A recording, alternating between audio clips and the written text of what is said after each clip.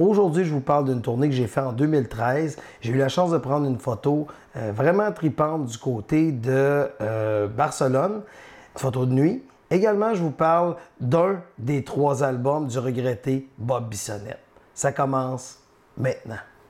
La saison est finie, c'est maintenant le temps des séries. La période où les joueurs ainsi que les goalers rangent dans leurs armoires tout leur kit de rasoir, puis de crème à raser, puis de pince à épiler. C'est mal vu d'être imberbe, il faut être comme des hommes des cavernes pour ne pas perdre la face, faut avoir du poil d'en face, une moustache charnue, une grosse barbe poilue, comme Éric Desjardins, Lanny McDonald puis Denis. Bob Bissonnette a sorti 3 albums au cours de sa carrière. Il en a sorti un en 2010, un en 2012 et un en 2014. À l'automne 2013, je suis dans une tournée en Europe et on commence par la Suisse. On fait un festival qui s'appelle le Tabarnak de Festival et sur place, Pépé sa guitare est là, les 3 accords sont là et Bob Bissonnette est là. S'il était en tournée justement avec l'album La Barbe des séries. Et la Barbe des séries, bien, ça commence ce soir avec le Canadien de Montréal. Et aujourd'hui, je vais vous parler de ma rencontre avec cet homme qui débordait d'énergie et de bonheur, Bob Bissonnette.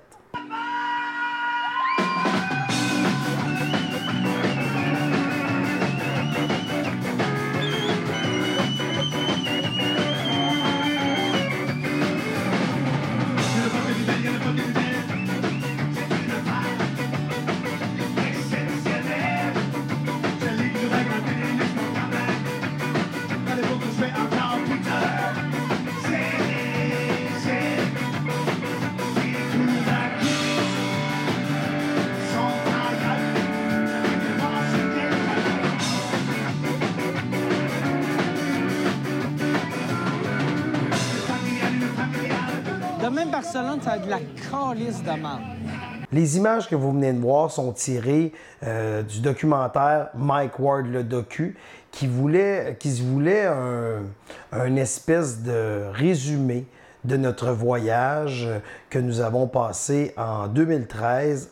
On est allé en Suisse faire des spectacles, on a été à Barcelone, on a été à Berlin, Amsterdam et nous avons terminé ça sur Paris. On a décidé de faire un documentaire avec ça et je remercie encore Louis Delisle qui a réalisé ce documentaire-là de main de maître et ça a été un partenaire de voyage très, très agréable.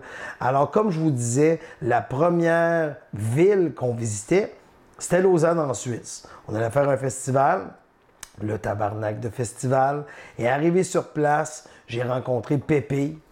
D'ailleurs, j'ai eu ce gilet-là là-bas. Il me fait encore. Fait que ça doit être que je suis resté aussi sexy qu'en 2013, ou à moi, je n'étais pas sexy en 2013. Un des deux.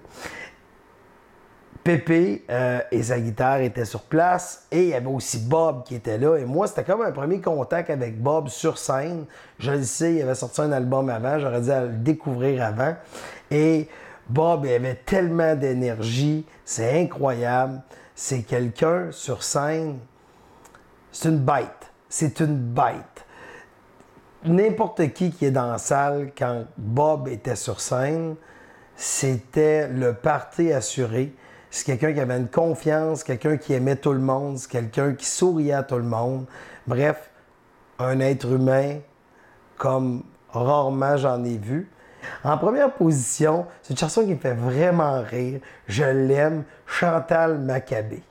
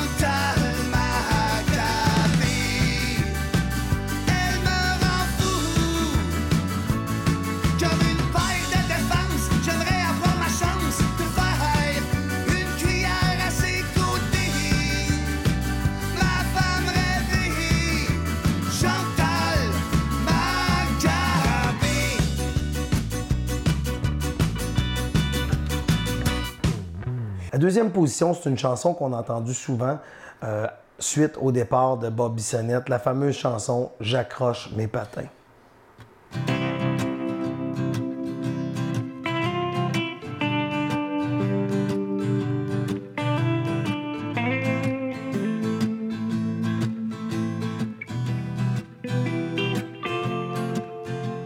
Pas d'ovation de 20 minutes comme pour Maurice Richard, pas de manifestation publique comme pour Émile Bouchard.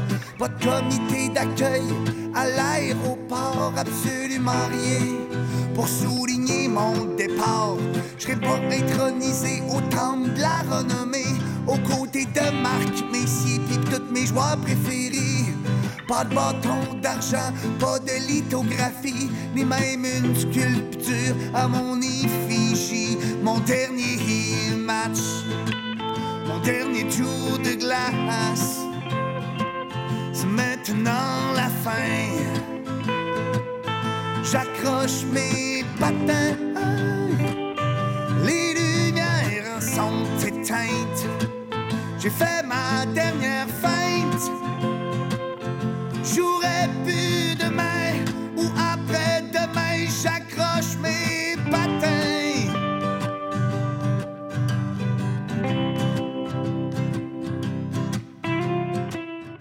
En troisième position, la machine à scorer.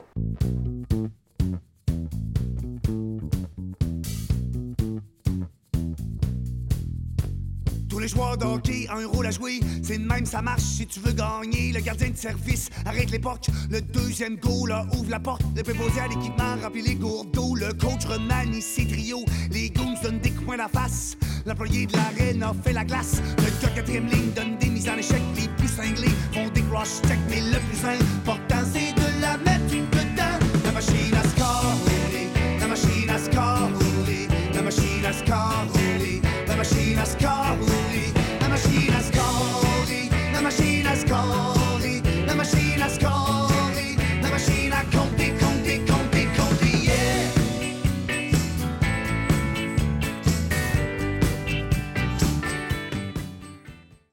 J'ai eu la chance de faire cette photo-là à Barcelone.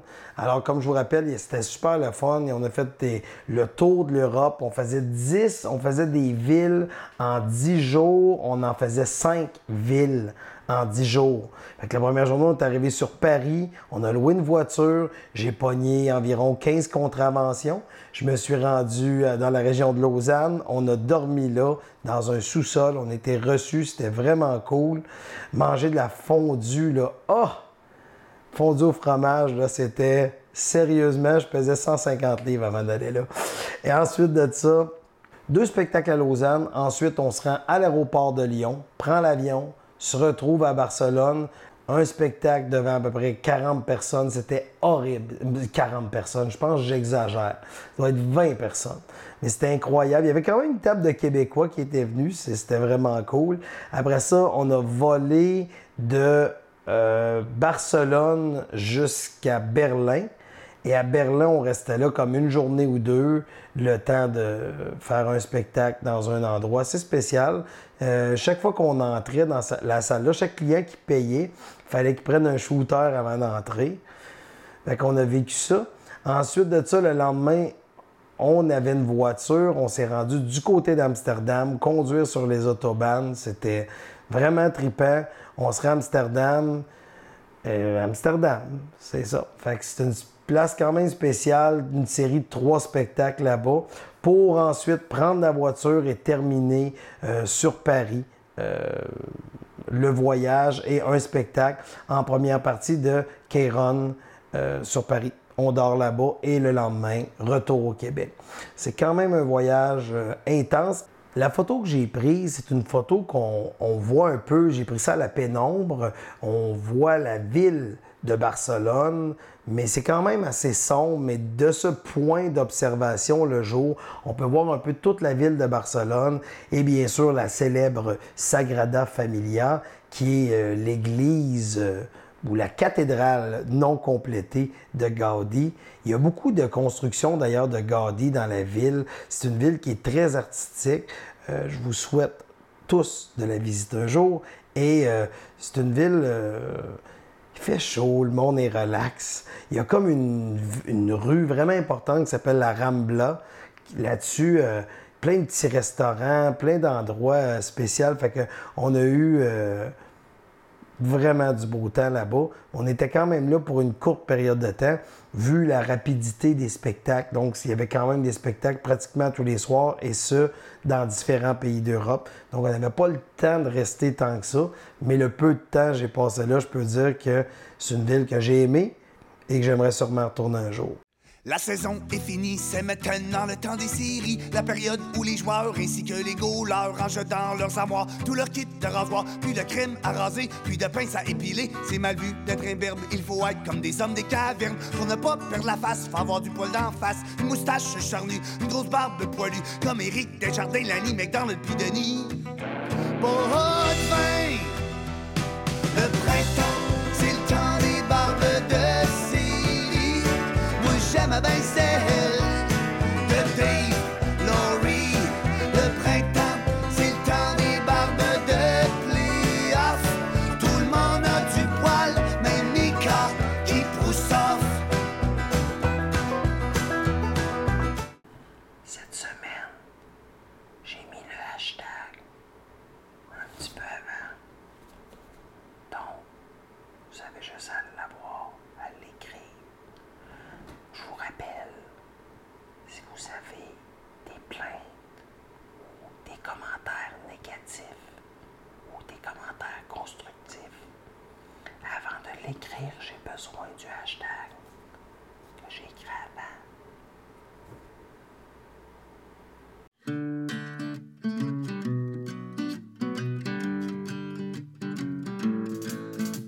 Ça sonne pas très tough, mais je te trouve charmante. Ou ma manière de dire, c'est que je te trouve écœurante. T'es belle de face, t'es belle de profil. J'adore ton petit cul, j'adore ton style. T'es cute au bout, t'es belle comme un cœur. Même si je suis un fan des Yankees, je suis tout plus sexy que Derek Jeter. T'es une Formule 1, tu serais une Ferrari. Je pourrais être Michael Schumacher, qu'est-ce que t'en dis? Je te trouve écœurante, fallait que je te le chante. Les boys de la shop en reviendront pas quand ils vont voir que c'est moi qui t'a des bras. Je te trouve écœurante, fallait que je te le chante.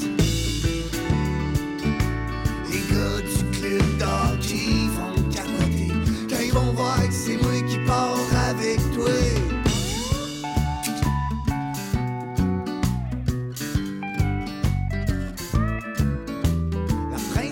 Léa, t'arrives pas à la cheville. Ça serait pas gênant pas tout t'amener d'un souper de famille. Ta silhouette est incroyable. Si t'étais une saveur, tu goûterais le sirop d'érable.